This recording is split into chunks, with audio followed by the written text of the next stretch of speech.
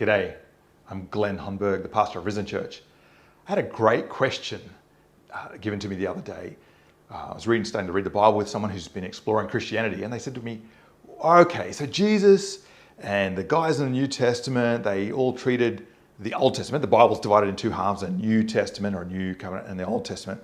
But like, well, how did the Old Testament become the scriptures that people thought this is from God and this is the God's word?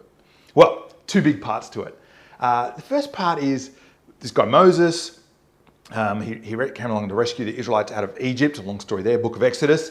And he meets with God and declares God's word to the Israelites. We've kind of dropped into the story a little bit with Moses, but that's okay. And he is the author of most of the first 5 books of the Old Testament. But what you had there is you had Moses doing great deeds that the whole nation of Israel and even the Egyptians witnessed.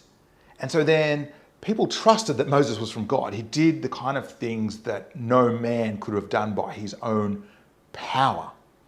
And so there was this public event surrounding who Moses was and the words he spoke. So then they recorded his words, or he wrote them, however that worked, and they were treasured as truth about God and who God was and how people should live in response to how the Jews should live. Okay, but as part of that, Moses also said, well, if a prophet comes along in the future, a guy says, I've got a vision about God or a dream, and he tries to lead you away from God, don't believe him. But also, well, how do you know if a prophet is from God? Well, if the things he tells you don't happen, he's not a prophet. Okay, so here's the interesting thing about some of the other prophets in the Old Testament. It wasn't that people just came along and said, I've got a vision from God, and you have to believe me, and the Jewish people were naive and just recorded them. No, a bit more complicated.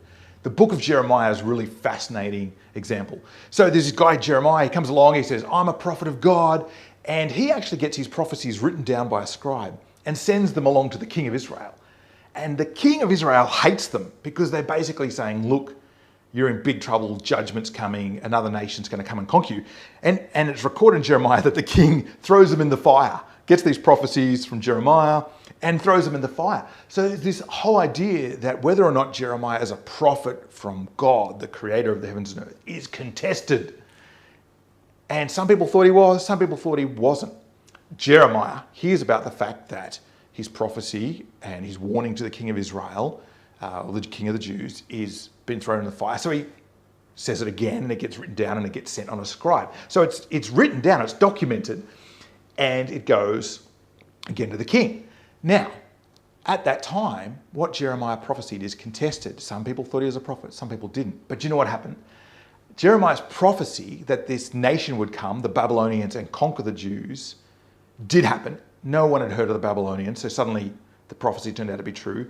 The Jews did go into exile. They were ripped out of their land and taken off to Babylon, just the way Jeremiah prophesied.